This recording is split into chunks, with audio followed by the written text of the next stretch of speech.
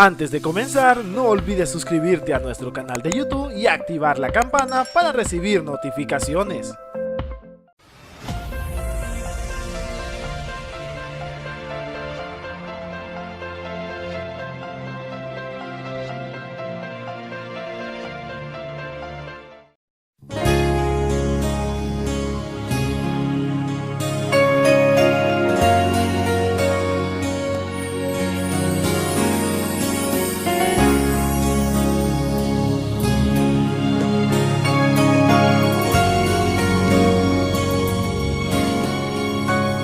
Estaba allí al momento de nacer, cuando tú llorar era primera vez.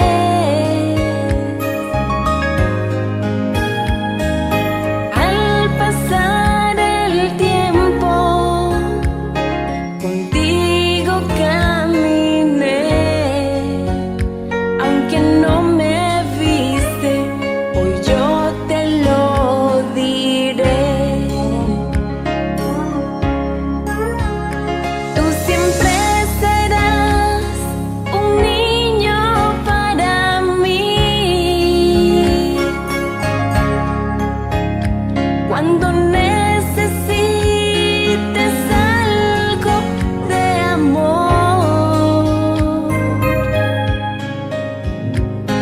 mis brazos hoy abiertos están, tal como allá en la cruz, y siempre serás un niño para mí.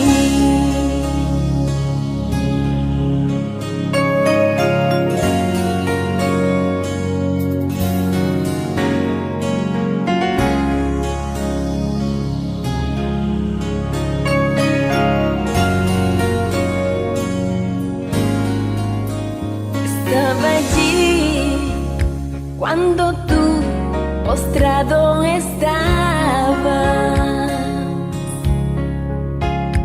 y tus oraciones siempre escuché. Tú decías: Padre, perdona mi pecado. Te respondí y te ayudé otra vez. Tú siempre serás un niño para mí.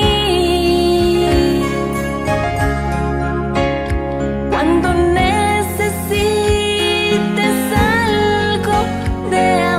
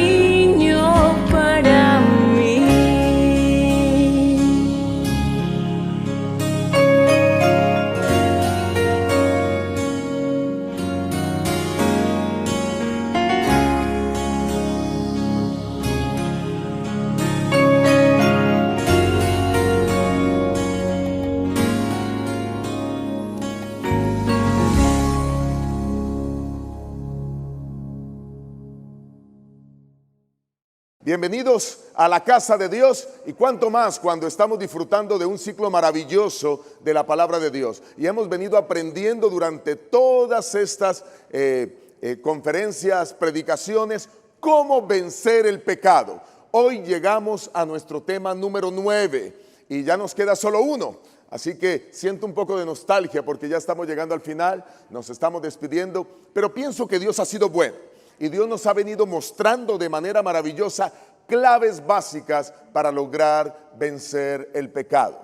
Así que antes de entrar quiero que me permitan elevar una plegaria al Señor, pedir a Dios que se manifieste y que Él obre con poder en esta hora. Querido Padre, te pedimos que tú, Señor, envíes a tu Espíritu Santo a este lugar. Seguramente ya está con nosotros, pero que impacte poderosamente cada mente, que impacte poderosamente cada corazón. Que tu presencia, Señor, nos ayude a entender con claridad tu palabra. Que, Señor, tú uses al instrumento humano y que seas tú transformando nuestras vidas con cada lección aprendida. Bendice a todas las personas que ven este tema alrededor del mundo. Donde quiera estén, Señor, tócales en este instante. Quien quiera que esté escuchando tu palabra a través de la televisión, tócales, Señor, con poder. Permite que tomen decisiones para vida eterna. Que decidan vivir fieles a ti desde ahora y por la eternidad. En el nombre de Jesús te lo pedimos e imploramos. Amén, Señor. Para beneficio de quienes quizás están entrando apenas en el tema 9 a través de la televisión y para beneficio de quienes están llegando aquí por quizás primera vez a escuchar estos temas, todas las noches hago un pequeño resumen y todas las conferencias, y ese resumen tiene el siguiente propósito: es que al repetir una y otra vez los conceptos puedan quedar afirmados en la mente. Es un proceso pedagógico simplemente. La repetición es la madre del aprendizaje y cuando uno repite y repite, pues aprende y graba conceptos. Así que voy a hacer un repaso de lo que hemos visto hasta ahora durante esta semana. Hemos visto las claves para vencer el pecado. La primera clave que vimos es conoce lo que es pecado. La gran mayoría de personas creen que pecado es solo infracción de la ley y no es así. Pecado es mucho más que eso. ¿Qué es pecado? La violación de la verdad revelada por parte de Dios, de la voluntad de Dios. Cuando tú violas la voluntad de Dios, eso se convierte en pecado. Así que la segunda clave que vimos es que debemos identificar al originador del pecado. Y el originador del pecado, un querubín en el cielo que convenció a la tercera parte de los ángeles que él les podía ofrecer un mejor gobierno. Generó una rebelión en el cielo y entonces fue expulsado del cielo.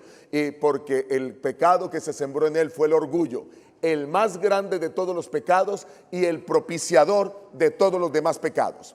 La tercera clave que estudiamos es decide en qué bando estar.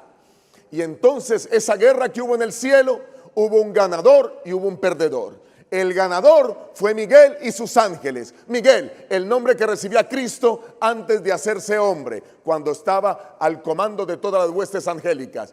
Y entonces él ganó, pero hay un perdedor. El perdedor es Satanás con sus ángeles. Fueron expulsados del cielo. Así que tú debes decidir en qué bando estar. Yo y mi familia decidimos estar en el bando de Miguel, en el bando de Cristo y poder seguir caminando con Él cada día de nuestra existencia. No hay términos grises, tienes que estar en uno de los dos bandos. No hay otra posibilidad. Así que decide en qué bando estar. La cuarta clave que vimos es obedece solamente a Dios y desecha otras opiniones, porque ese conflicto se trasladó al planeta Tierra y entonces Dios le había dado la orden a Adán y Eva de que no podían comer de ningún árbol del huerto, de todos los árboles del huerto podían comer, solo de uno no podían comer, y Satanás quería cambiarle la idea y les dio otras opiniones diciéndole que entonces no podían comer de ninguno. Finalmente ellos cometieron pecado, tomaron del árbol que Dios había dicho que no debían comer y pecaron. Cuando nos ponemos a escuchar otras opiniones diferentes a la palabra de Dios, entonces estamos en peligro y pecamos. Número 5, no confíes en tus sentidos. Adán y Eva fueron llevados a la desobediencia por sus sentidos. Escucharon, vieron el fruto, lo tomaron, el tacto, lo comieron y entonces los sentidos los llevó al pecado. Los sentidos nos brindan placer momentáneo, pero Dios quiere darnos felicidad duradera. El placer se recibe por los sentidos y dura cierto tiempo, pero la felicidad que Dios da es un sentimiento mental que Dios por medio de su Espíritu coloca dentro del hombre para que seamos felices en esta tierra y por la eternidad. La siguiente clave es: confiesa a Dios tu pecado y no lo justifiques. Adán y Eva justificaron su pecado, su error, le echaron la culpa a otros, buscaron culpables. No, cuando nosotros simplemente cometemos un pecado debemos reconocerlo y se acabó. Pidámosle perdón a la esposa si nos equivocamos, pidámosle perdón a los hijos, al hermano, al compañero, a quien ofendamos, a Dios especialmente cuando violamos sus preceptos, pero no andemos justificando nuestros pecados, porque eso no nos lleva a ninguna parte. La clave siguiente, la clave 7, conoce las terribles consecuencias del pecado. Cuando una persona conoce las consecuencias del pecado, evita cometer errores. Así como tú, al conocer las leyes del país o las leyes de tu estado o las leyes de tu ciudad, evitas por las sanciones que hay del cometer o violar cada una de esas leyes, evitas cometer errores. Tú no te pasas semáforos en rojo porque eso te da como consecuencia una multa, un ticket, así que lo evitas. De esa manera, el conocer las consecuencias del pecado nos ayuda para no caer en pecado. Clave número 8, huye del lugar donde está la tentación y el acoso. Esto le pasó a José cuando era asediado por la esposa de Potifar. Él huyó porque estaba siendo acosado, estaba frente a la tentación que Satanás le había puesto, todas aquellas cosas que lo rodeaban, pero tomó la decisión correcta, y la decisión correcta fue huir. Y escuchen, anoche expliqué que una cosa es alejarse del pecado, pero otra cosa es huir del pecado. Quien se aleja todavía tiene la oportunidad de seguir mirando. Quien huye, corre y no voltea a mirar hacia atrás. Y frente a los pecados sexuales especialmente, huyan. Eso es lo que dice 2 de Timoteo 2:22. Huid de las pasiones juveniles. Es lo que dice 1 de Corintios capítulo 6 versículo 18. Huid de la fornicación. Así que esto va a ser fundamental. Siguiente clave que hemos visto. Clave número 9. Decide no contaminarte con lo pecaminoso. Eso fue lo que hizo Daniel. Toda la comida del rey tenía que recibir ración, tomar del vino del rey. Daniel decidió no. No hay nada más fuerte en la vida que una decisión. Cuando tú tomas una decisión, eso es fundamental, eso te ayuda a crecer. Las decisiones en la vida, cuando se toman con la ayuda de Dios y Él nos ayuda a mantener esas decisiones, es extraordinario. Así que tú tienes que mantenerte, no tocar lo pecaminoso, porque decide hacerlo y vas a ser un triunfador. Clave número 10. Busca amigos fieles a Dios. Sadrach, Mesach y Abednego eran amigos. No se arrodillaron a adorar la imagen, y Dios los protegió en el horno de fuego ardiente. Los echaron allá, pero su amistad y su confianza en Dios fue importante. Busca gente espiritual que te rodee, busca amigos espirituales, busca los más espirituales de la iglesia para que te ayuden, porque eso es fundamental para que tu vida siga adelante y puedas vencer el pecado. Número 11. Estudia la Biblia para defenderte. Jesucristo, que conoce muy bien la Escritura, Él mismo la inspiró por medio del Espíritu Santo. Cada vez que Satanás le trajo una tentación, ¿con qué respondió Jesús? Con la Biblia, con un escrito está. Pero Satanás también conoce la Biblia, porque usó la misma Biblia para tentar a Jesús. Así que estudia la Biblia. Número 12. Pide ayuda al Padre para ser victorioso frente a la tentación. La más grande tentación que enfrentó Cristo no fueron las 3 tentaciones del desierto. La más grande tentación se dio en el Getsemaní, previo a su muerte, porque Él en su humanidad tenía el temor humano de experimentar el dolor, de experimentar los azotes, de experimentar que le traspasaran su cuerpo con clavos, de experimentar la muerte. Y eso fue difícil. Por eso Él pidió al Padre y le dijo: Padre, ¿qué dijo? Si es posible, pase de mí esta copa, pero que no sea como yo, sino como tú quieres, conforme a tu voluntad. Así que noten ustedes que Jesús, en medio de la tentación, ¿a quién pidió ayuda? al Padre. Así que aquí el Señor oró en medio de la tentación, ora como Jesús venció. Clave número 13, identifica la pasión que hay en tu interior. Todos los seres humanos somos responsables de nuestras propias tentaciones, porque estamos movidos por pasiones internas. Esas pasiones internas son fruto de la experiencia, de lo que hemos vivido en el pasado, de nuestra vida mundana quizás. Y entonces cuando nosotros alimentamos esas pasiones que hay en nuestro interior, pues finalmente cedemos al pecado. Lo mejor es no alimentar la pasión, dejar esa pasión morir de hambre y solo alimentar lo espiritual. Y cuando alimentamos lo espiritual, somos triunfadores. La clave número 14, acepta la gracia de Cristo. Tú y yo no merecemos la gracia, somos pecadores, pero Él nos da un regalo. Es un don inmerecido y nos da salvación y vida eterna. Debes aceptar esa gracia preciosa que Él te ofrece. Número 15, somete tus pensamientos a Dios. Cada vez que tú vas a pecar, antes de pecar has pensado. Primero piensas. Después de que piensas, tú imaginas. Después de que imaginas, viene entonces el deseo. Después del deseo, la voluntad decide, ¿lo hago o no lo hago?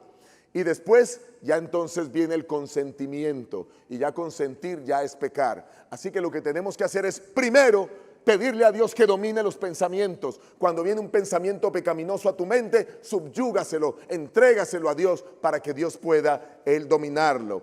Número 16, somete tu cuerpo a Dios.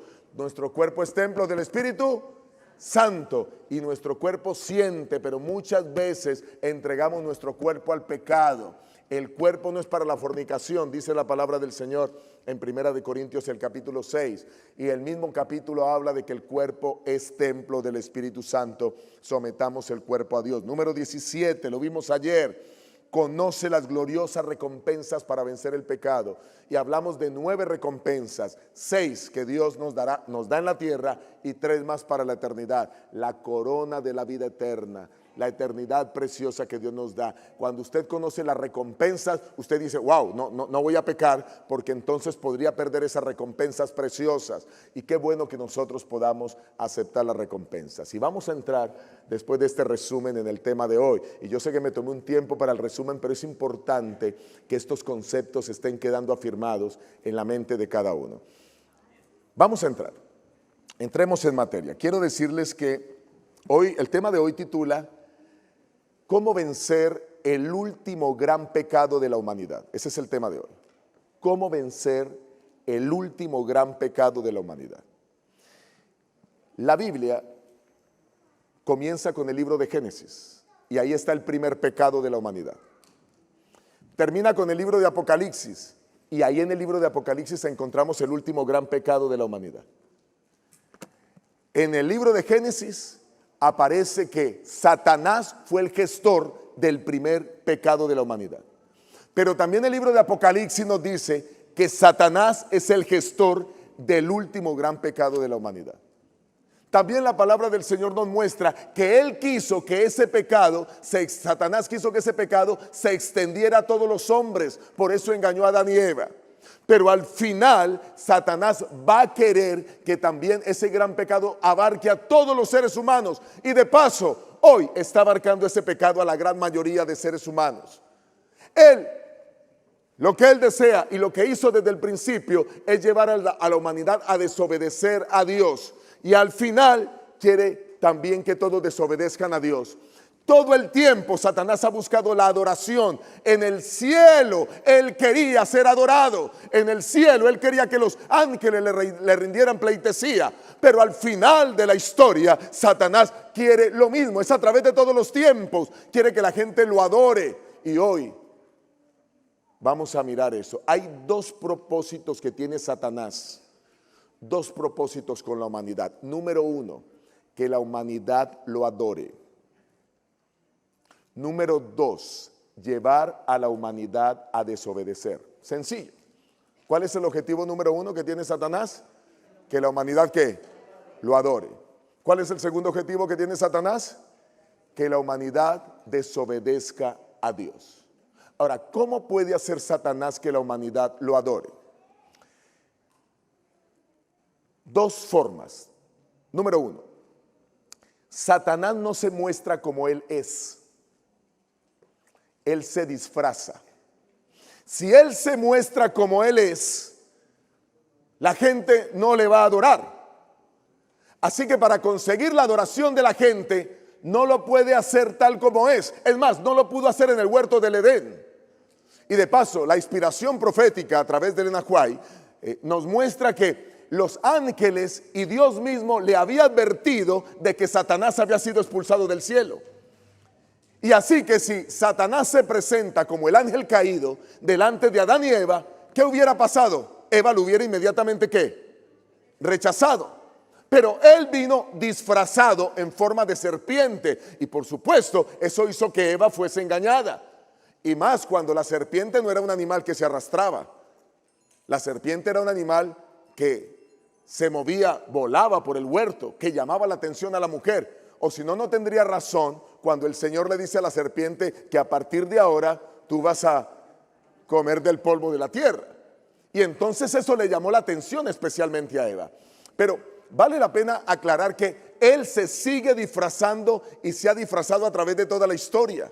Porque esa es su estrategia, no la cambia.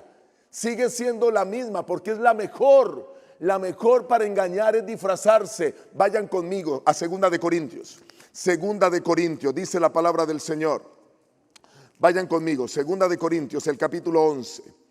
2 de Corintios 11. Y allí el Señor nos muestra, vamos a leer desde el versículo 13 hasta el versículo 15. 2 de Corintios 11, 13 al 15. Dice el Señor, porque estos son falsos apóstoles, obreros fraudulentos que se disfrazan de apóstoles de Cristo. O sea que hay apóstoles falsos y hay apóstoles ¿qué? Verdaderos. Y los falsos se disfrazan como apóstoles ¿de quién? De Cristo. Y sigue diciendo el versículo siguiente. Y no es sorprendente porque el mismo Satanás se disfraza como ángel de luz. Ah, ¿Satanás qué hace? Se disfraza. Y sigan leyendo conmigo. Y sigue diciendo, así que no es extraño si también sus ministros se disfrazan de ministros de justicia, cuyo fin será conforme a sus obras. Eso quiere decir que Satanás, para engañar, hace que la gente o que algunos ministros o que algunos hombres o que algunos líderes religiosos se disfracen como líderes de Cristo, pero realmente son líderes ¿de quién? De Satanás. Así que la mejor manera que él encontró para poder engañar a la humanidad y buscar que le adoren es disfrazándose. ¿Está claro ese punto? Vamos con el siguiente punto. La segunda manera como él logra su objetivo de que los seres humanos le adoren es que él usa a las naciones a su favor. Él domina naciones, domina a los líderes de las naciones para que estén a su favor. Lo ha hecho a través de toda la historia y ustedes van a encontrar cómo en el pasado, si ustedes comienzan a mirar la Biblia desde el libro de Génesis, cómo Satanás logró que muchos adoraran dioses falsos.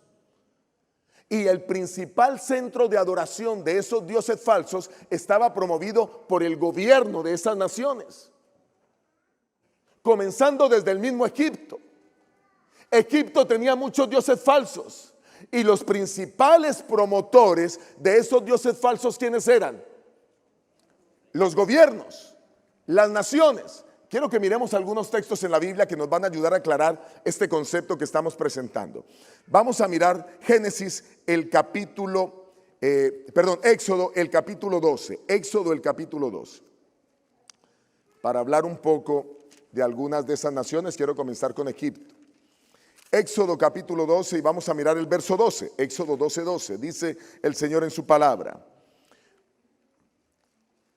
Dice, pues yo pasaré aquella noche por la tierra de Egipto y heriré a todo primogénito en la tierra de Egipto, así de los hombres como de las bestias, y ejecutaré mis juicios en todos los dioses de Egipto, yo Jehová. ¿Sobre quién iba a ejecutar Dios sus juicios? Sobre todos los dioses paganos de Egipto. Egipto tenía muchos dioses paganos. Y ustedes van a encontrar a través de toda la historia del pueblo de Dios cómo siempre Satanás se infiltró en el pueblo de Dios. Satanás puso hombres que estaban bajo su dominio reyes que estaban bajo su dominio y llevó a las naciones, aún el pueblo de Dios, a que se desviara a una falsa adoración. Porque si él lograba que se adorara falsamente, realmente estaba logrando que se le adorara ¿a quién? A él. Porque estaba adorando esos falsos dioses. Ahora, miren por ejemplo otro texto. Pensemos ahora en el imperio babilónico. Ya toqué esto en algún momento de la semana y quiero volverlo a tocar para que sea más fácil la comprensión. Vayan a Daniel el capítulo 3 y ustedes recuerdan que Nabucodonosor quiso que tuvo un sueño en Daniel el capítulo 2. Él en ese sueño de Daniel 2 representaba la cabeza de oro, pero él mandó a hacer ahora una estatua toda de oro y dijo que todos adoren esa estatua. Vamos a mirar el texto. Miremos Daniel capítulo 3 y vamos a mirar el versículo 4 y 5. Daniel 3, 4 y 5. Dice el Señor en su santa palabra. Daniel 10, 4 y 5. Daniel 3, perdón, 3, 4 y 5.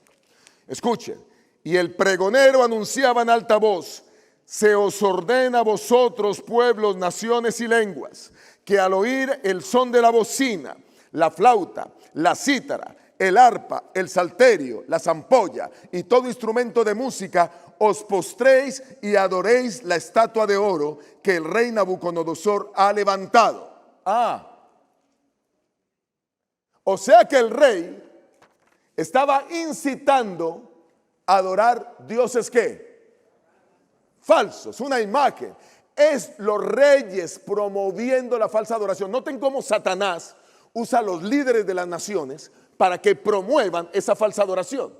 Ahora miren, lo mismo pasó en el imperio medo, cuando los medos toman el poder. Y ahí Darío, que era el rey medo, toma el poder. Vayan conmigo ahí mismo a Daniel, el capítulo 6. Daniel, el capítulo 6, el versículo 7. Daniel 6, 7.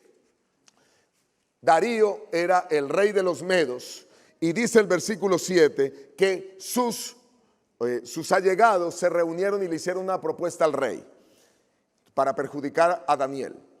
Todos los gobernadores del reino, magistrados, sátrapas, príncipes y capitanes han acordado por consejo que promulguemos un edicto real y lo confirmes, ordenando que cualquiera que en el espacio de 30 días demande petición de cualquier dios u hombre fuera de ti, rey, sea echado en el foso de los leones. Noten aquí cómo se está estableciendo una ley religiosa por parte del Estado. Y ustedes van a ver que esa ley religiosa la firmó Daniel.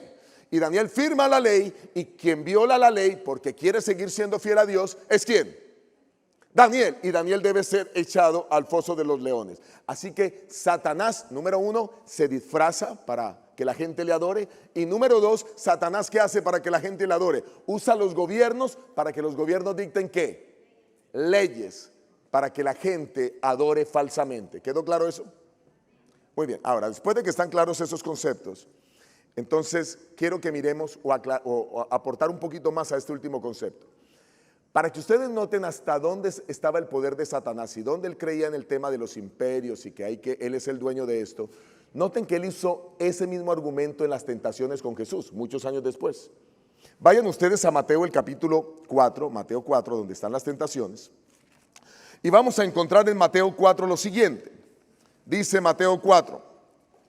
Vamos a leer del versículo 8 al versículo 10. Otra vez lo llevó el diablo a un monte alto. ¿A quién llevó el diablo? A Jesús, a un monte alto.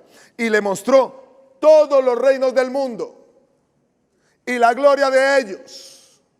Y le dijo: todo esto te daré si postrado ¿qué? Me adoras. Miren qué iluso. Satanás reclamaba los reinos del mundo para él. ¿Notan ustedes por qué él usa los reinos?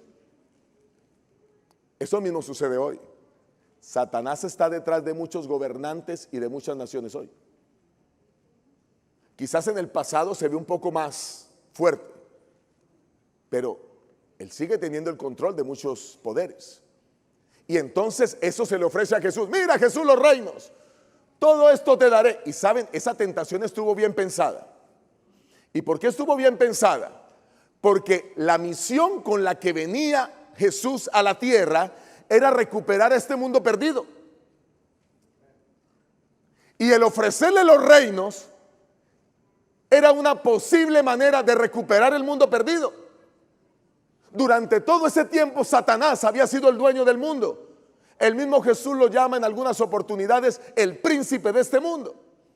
Y ahora Satanás piensa muy bien la tentación como pensó las otras. Y entonces le dice, bueno, toma, te entrego lo que tú perdiste. Aquí te lo entrego, lo recuperas. Lo único que tienes que hacer es que adorarme. ¿Notan ustedes cómo ha venido pidiendo adoración a través de todos los tiempos? De dos maneras, disfrazándose porque la gente no lo va a seguir a él. Y la segunda manera es que usando a los imperios y los gobiernos. Sin embargo, hay algunas pocas personas en el mundo que adoran a Satanás abiertamente, muy pocos. Hay lugares aquí en Estados Unidos y la adoración a Satanás comenzó aquí cerca, en la ciudad de San Francisco. Aquí se escribió la primera Biblia satánica, año 1969. Se estableció la primera iglesia satánica. No obstante, ha sido catalogada la ciudad de San Francisco como una ciudad perversa, con mucha maldad. Así que allí comienza el tema del satanismo, porque algunos le adoran. Miren, por ejemplo, en lugares como España, Austria, Colombia, Perú y otros más, hay pequeños lugares, poblaciones donde hacen festivales al diablo. Festivales al diablo. Yo fui presidente de un territorio en mi país, en Colombia, donde hay una ciudad que se llama Río Sucio. Y en la ciudad de Río Sucio, cada 2 años, hay un festival de adoración al diablo. Y a todos los niños los disfrazan de diablo, porque se da ese festival. Pero pocas personas en el mundo lo hacen. La gran mayoría de personas en el mundo que adora a Satanás está engañada. Está engañada. ¿Estamos claros? Muy bien. Ahora, habiendo presentado este panorama, vamos al libro de Apocalipsis. Vamos al libro de Apocalipsis, al capítulo 13. Apocalipsis, el capítulo 13.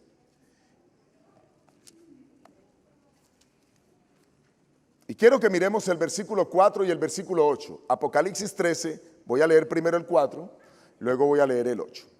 Dice, y adoraron al dragón. ¿Quién es el dragón? Según Apocalipsis 12:9.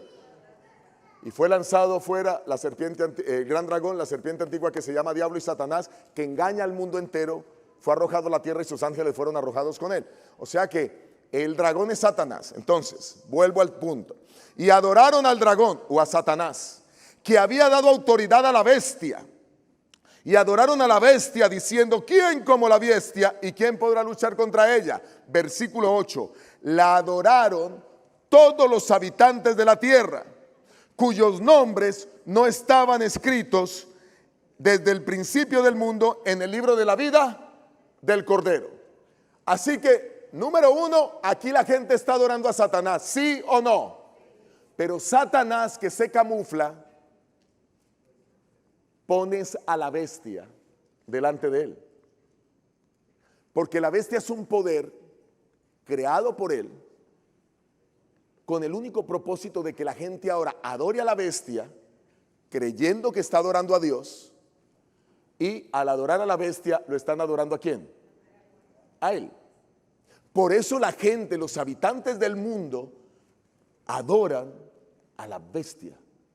Y los habitantes del mundo, los que no están escritos en el libro de la vida, adoran también a Satanás. Así que miren, aquí hay 2 grupos. Número 1, los que están en el libro de la vida del Cordero. Esos adoran solo a Dios. Pero hay otro grupo, los que no están en el libro de la vida del Cordero. Y los que no están en el libro adoran a Satanás y a la bestia.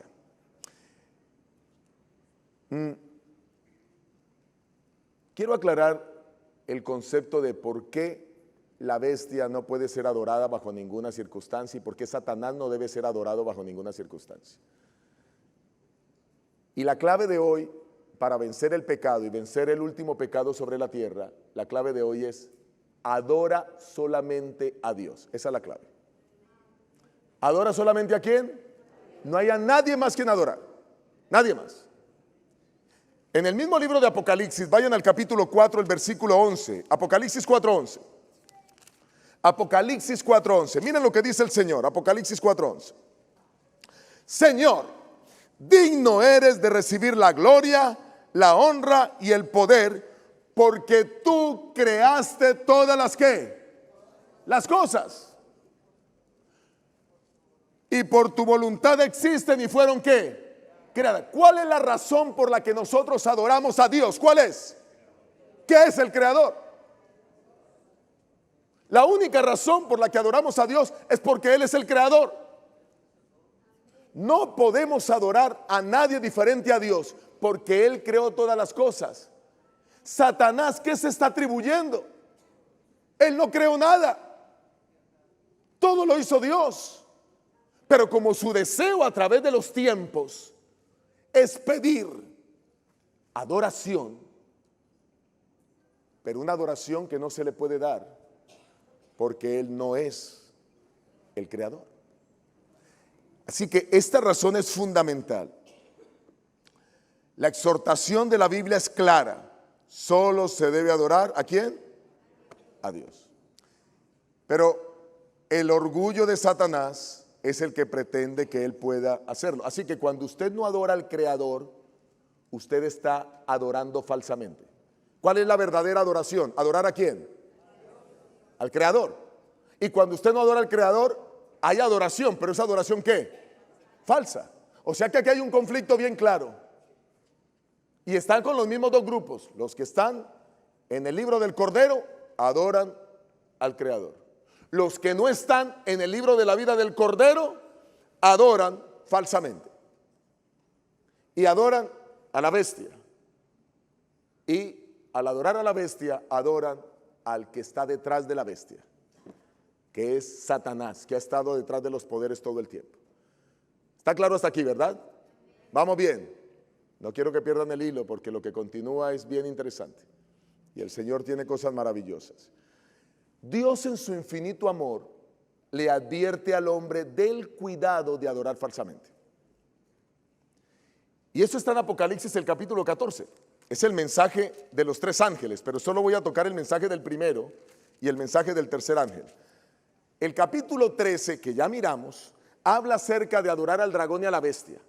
Pero después de que el Señor habla de quién es la bestia, yo no voy a hablar el tema de la bestia aquí, ni voy a profundizar. Si ustedes quieren profundizar en el tema, pueden escuchar algunas conferencias del pastor Esteban Bor, pueden entrar a la aplicación de Zoom TV, descarguen en sus teléfonos celulares, SUM TV, descarguen su aplicación, bajen la aplicación, ahí podrán ver muchos sermones espectaculares, además de que pueden tener el canal online permanentemente. Esta serie de temas se va a estar repitiendo y la pueden volver a ver para mirar todos los conceptos. Pero si quiere conocer más de la bestia, escucha al pastor porque hace una presentación extraordinaria con detalle de quién es la bestia. Sin embargo, vale la pena aclarar que como mi objetivo no es tanto presentar a la bestia, es presentar el hecho de que hay falsa y verdadera adoración, es que hoy Satanás tiene como propósito llevar a los hombres a que adoren falsamente, pero Dios les advierte, tengan mucho cuidado. Les presenta a la bestia en el capítulo 13, o a las dos bestias, y en el capítulo 14 viene la advertencia. Ahí está la advertencia, vayan conmigo. Versículo 6. En medio del cielo, mensaje del primer ángel, vi volar a otro ángel que tenía el evangelio eterno para predicarlo a los habitantes de la tierra, a toda nación, tribu, lengua y qué, y pueblo. Y decía a gran voz: temed a Dios y dadle gloria, porque la hora de su juicio ¿a qué? Ha llegado. Adorar al que hizo el cielo, la tierra y el mar y la fuente de las aguas. Sencillo. El mensaje del primer ángel es un mensaje a todo el mundo. Y a todo el mundo hay que decirle, y eso es lo que está haciendo este canal Zoom TV. A todo el mundo hay que decirle que tengan cuidado, porque viene el juicio, ha llegado la hora del juicio. Y además de eso, el mensaje del primer ángel dice cómo salir victorioso del juicio. Porque dice, viene el juicio, así que para que salgas victorioso del juicio, adora al Creador. That's it. Así de sencillo. Tú tienes que enfrentar el juicio. ¿Quieres salir victorioso del juicio? Adora al Creador. Ese es el mensaje del primer ángel. Pero luego viene el mensaje del tercer ángel, que es el mensaje más complejo. Mientras que en el mensaje del primer ángel nos dice qué es lo correcto que debemos hacer, en el mensaje del tercer ángel nos previene contra lo incorrecto. Vamos a mirarlo. Ahora quiero que vayan conmigo al versículo 9.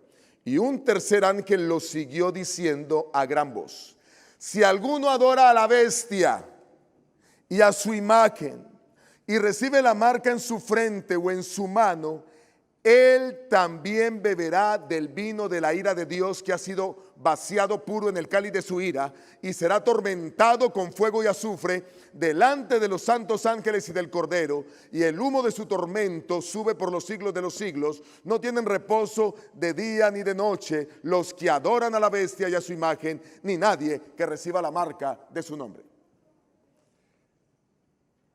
Lo correcto: adora a Dios, solamente a Dios, al Creador. Saldrás victorioso del juicio. Lo incorrecto: cuidado, no adores a la bestia. Y no solo eso, Dios se toma el trabajo de mostrarnos las consecuencias de los que adoran a la bestia.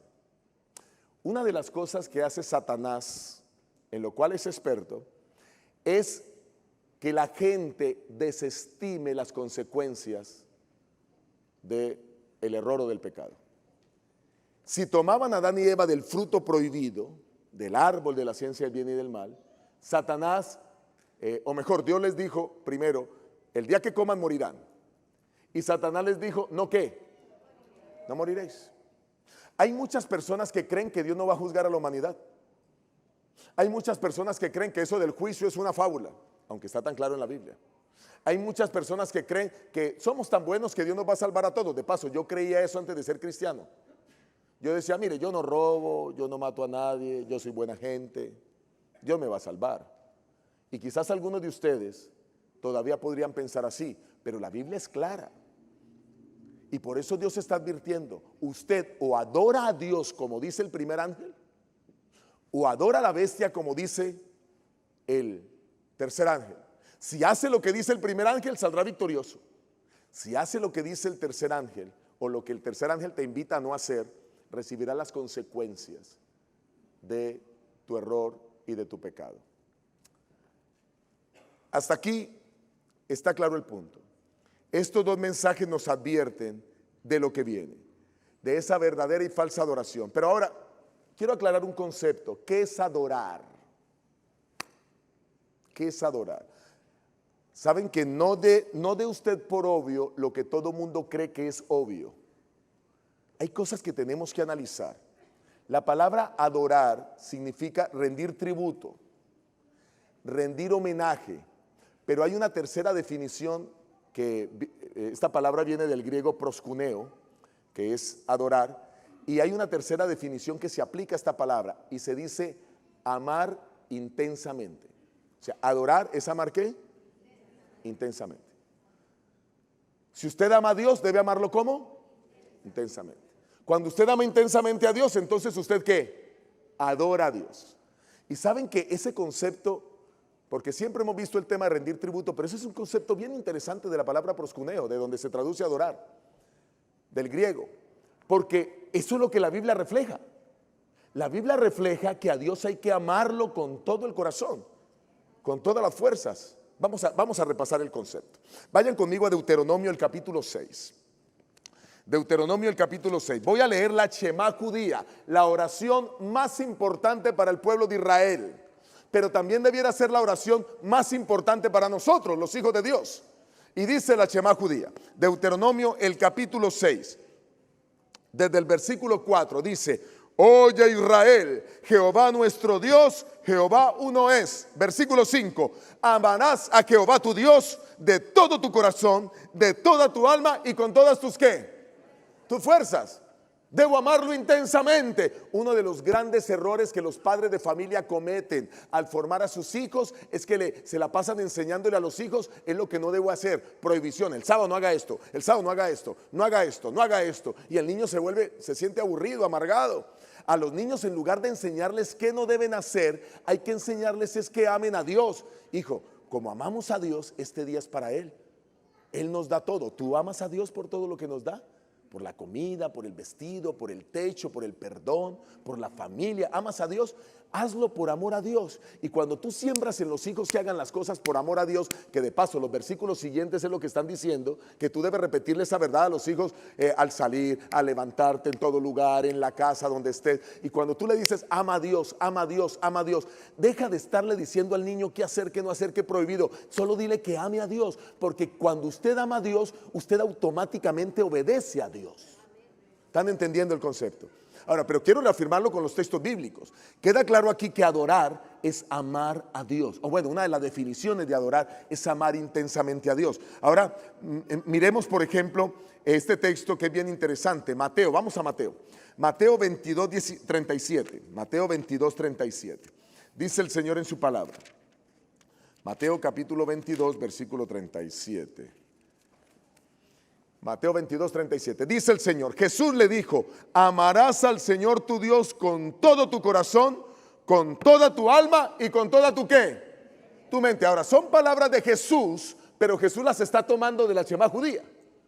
Jesús las trae de Deuteronomio y les dice, mira, esto es lo más importante en la vida es que tú ames a Dios. Porque cuando uno ama, uno está dispuesto a hacer lo que sea por amor al quien uno ama. Si yo tengo que morir por mis hijas, voy a morir porque las amo.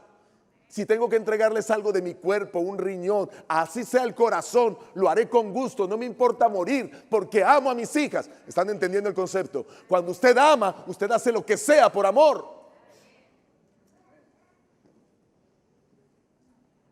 Por eso el concepto es amar a Dios. Ahora miren, si nosotros amamos a Dios, ¿qué debemos hacer? Vamos a Juan 14, 15. Juan 14, 15. Juan 14, 15. Dice el Señor en su palabra. Si me amáis, guardad mis ¿qué?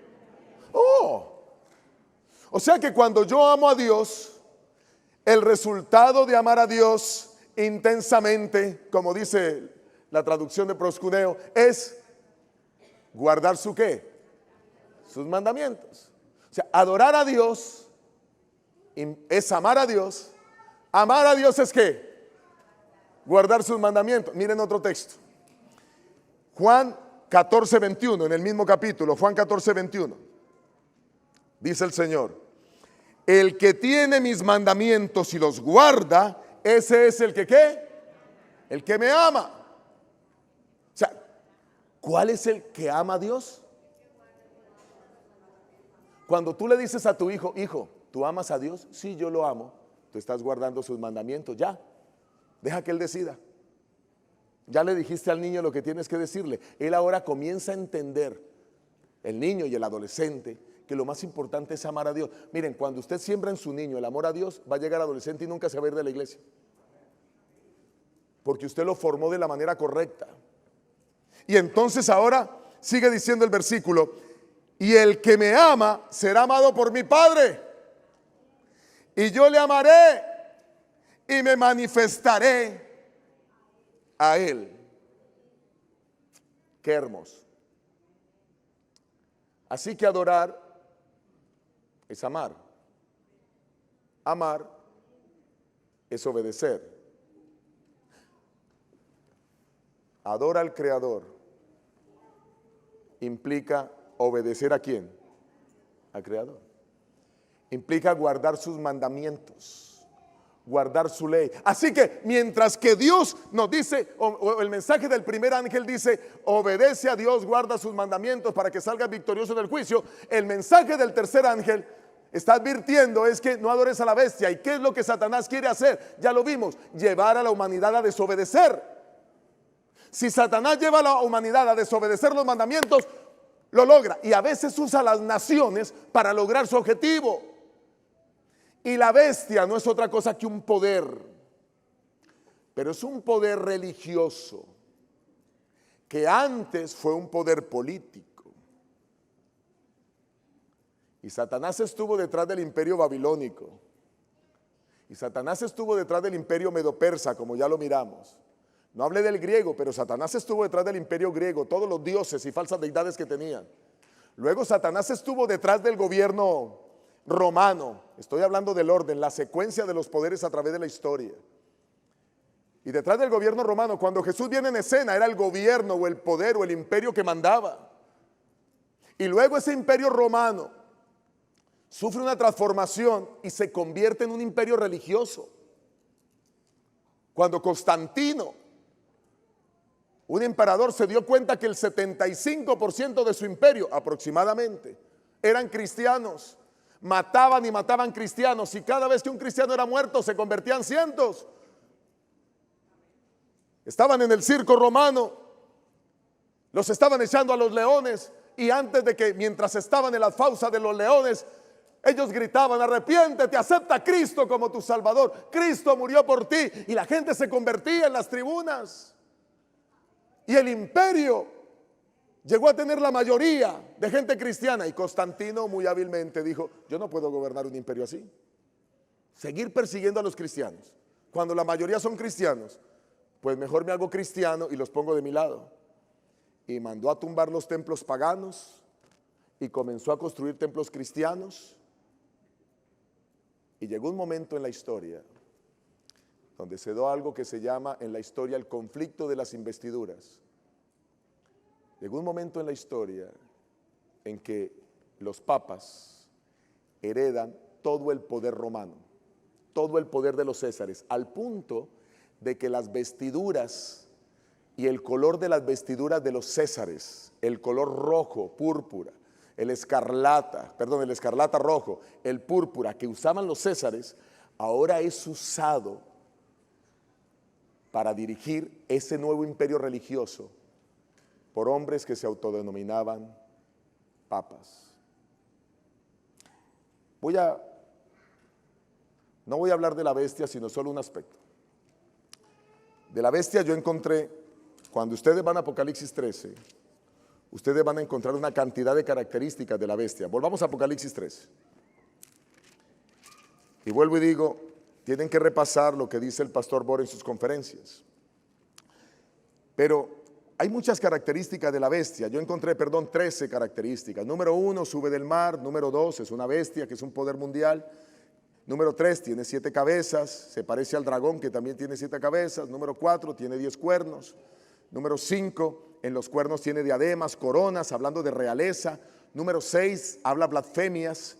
Número 7, el dragón le dio su poder, su trono y su autoridad. Satanás le dio el poder a esta bestia. Número 8, una de sus cabezas es herida de muerte. Número 9, su herida mortal fue sanada. Número 10, tiene autoridad para actuar 42 meses. Número 11, hace guerra a los santos de Dios y los vence. Número 12, tiene autoridad sobre toda tribu, lengua y pueblo. De la misma manera como el mensaje del primer ángel va a toda nación, tribu, lengua y pueblo, este poder tiene autoridad sobre toda nación, tribu, lengua y pueblo. Así que, aunque nace en Roma, tiene autoridad mundial. Número 13, la adoraron los que tenían escritos los que no tenían escritos sus nombres en el libro de la vida y del Cordero. Pero yo no puedo hablar de eso, ya les dije que mire, pero hay un aspecto que sí quiero hablar, para que ustedes me entiendan. Este es un poder blasfemo. La palabra blasfemia significa decir cosas contra Dios. Y si ustedes van al versículo 6 de Apocalipsis 13, dice: y abrió su boca para blasfemar contra Dios, para blasfemar de su nombre, para blasfemar de su tabernáculo y para blasfemar de los que habitan en el cielo. Cuando habla de blasfemias, tiene que ser un poder religioso, porque se mete en lo religioso, vas a hablar contra Dios, a blasfemar contra Dios. Y la Biblia presenta algunas cosas que son blasfemias. O mejor, en la vida de Jesús hay por lo menos 2 cosas que la Biblia describe como blasfemias. Número 1, que alguien diga que puede perdonar pecados es una blasfemia. Eso está en Marcos el capítulo 2, vayan conmigo, Marcos el capítulo 2. En Marcos el capítulo 2, Jesús le perdona los pecados al paralítico. Y dice la palabra del Señor a partir del versículo 5. Al ver Jesús la fe de ellos, dijo al paralítico: hijo, tus pecados te son perdonados. Versículo 6. Estaban allí sentados algunos de los escribas, los cuales pensaban para sí: ¿por qué habla este de este modo? Blasfemias dice. ¿Quién puede perdonar pecados sino solamente quién? Dios. ¿Quién es el único que puede perdonar pecados? Les hago una pregunta. ¿Jesús podía perdonar pecados? ¿Por qué podía perdonar pecados? ¿Por qué Dios? Pero cuando un hombre dice que puede perdonar pecados, ¿está blasfemando, sí o no? ¿Está blasfemando contra Dios? Claro que sí. Así que este tiene que ser un poder que nace en Roma, que Satanás está detrás y que dice que puede perdonar pecados. Ahora, hay otra cosa que la Biblia dice que es blasfemia. Está en el libro de Juan, el capítulo 10. Libro de Juan, el capítulo 10, y vamos a leer desde el versículo 30. Libro de Juan 10:30. Ahora, hay más cosas que la Biblia dice que son blasfemia, pero no tengo tiempo de mirarlas con ustedes hoy. Entren al canal Zoom TV y van a seguir aprendiendo. Dice desde el versículo 30, San Juan 10. Dice el Señor: el Padre y yo uno somos. ¿Quién está diciendo eso? Jesús. ¿Correcto lo que está diciendo Jesús, sí o no? Correcto lo que está diciendo. Entonces los judíos volvieron a tomar piedras para apedrearlo. Y Jesús le respondió: muchas buenas obras os he mostrado de mi Padre, ¿por cuál de ellas me apedreáis? Le respondieron los judíos diciendo: por buena obra no te apedreamos, sino por la blasfemia, porque tú siendo hombre te haces Dios. Le hago una pregunta: cuando un hombre toma el papel de Dios o se hace Dios, ¿comete pecado? ¿Está blasfemando? ¿Sí o no? Claro. Cuando un hombre dice que ocupa el lugar de Dios en la tierra, ¿está blasfemando? ¿Sí o no? Cuando una persona dice que es vicario de Cristo o que está en lugar de Cristo en la tierra, ¿está blasfemando, sí o no? Ahora, yo puedo aquí seguir hablando. Todavía ni siquiera he terminado una de las 13 características, pero el tiempo no me permite. Solo lo digo para que ustedes entiendan que hay un poder. Satanás se disfraza, y se disfraza como apóstol de Cristo para engañar al mundo entero. ¿Y cómo los engaña? Lleva a la gente a que no guarde los mandamientos. Y ese poder enseña a la gente que hay que guardar el domingo, cuando la Biblia dice: tengo por lo menos más de 190 textos en mi Biblia, versión Reina Valera de 1995, más de 190 textos dicen que el sábado es el día del Señor. Pero la gente está guardando el domingo engañados, disfrazado está Satanás, haciéndole creer a la gente cosas que no son ciertas. Por eso tú debes vencer este último pecado de la humanidad, que es esa falsa adoración. Solo puedes vencerlo obedeciendo a Dios. Obedece sus mandamientos, guarda sus mandamientos. Y si no los conoces, tienes que leerlos. Están en Éxodo 20. Y Dios es tan sabio que no quiso que ningún hombre lo escribiera. Dios inspiró la Biblia, inspiró a los profetas, pero Dios se tomó el trabajo de Él mismo, con su propio dedo, escribir en tabla de piedra los 10 mandamientos, para que nadie dijese que era palabra de hombre, sino que es su palabra.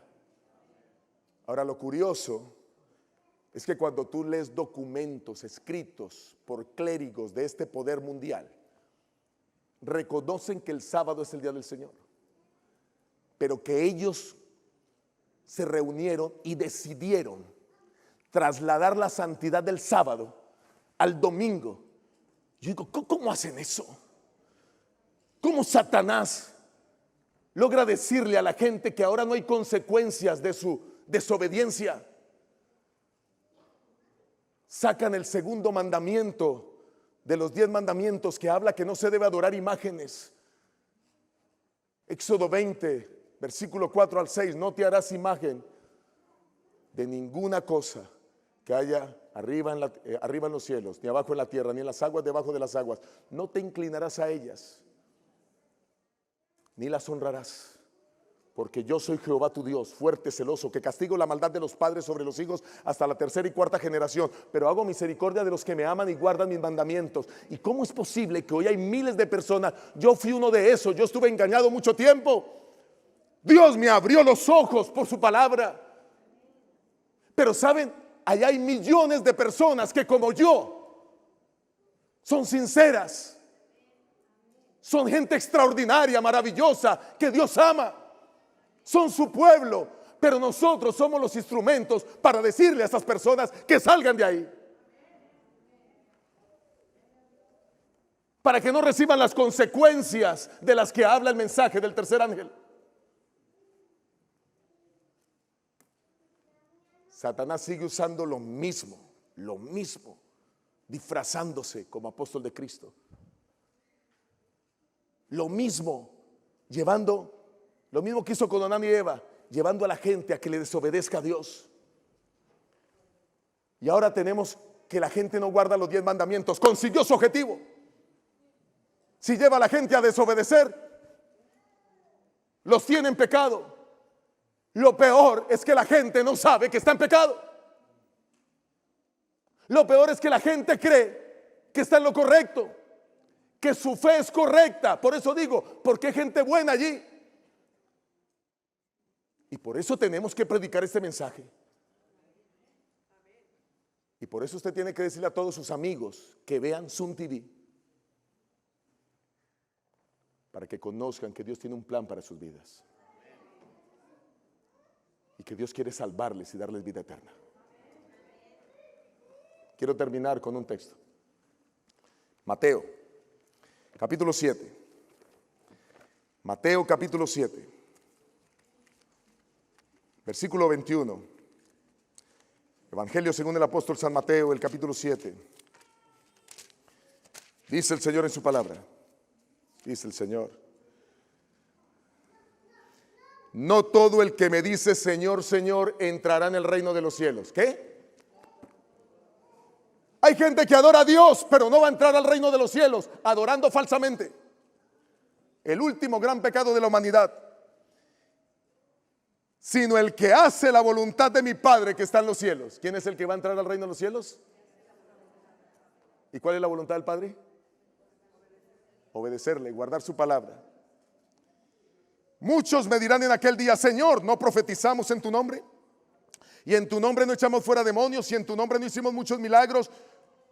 Entonces les declararé: nunca os conocí, apartaos de mí, hacedores de maldad. ¿Por qué hacedores de maldad? Porque están enseñando a la gente que no obedezca a Dios.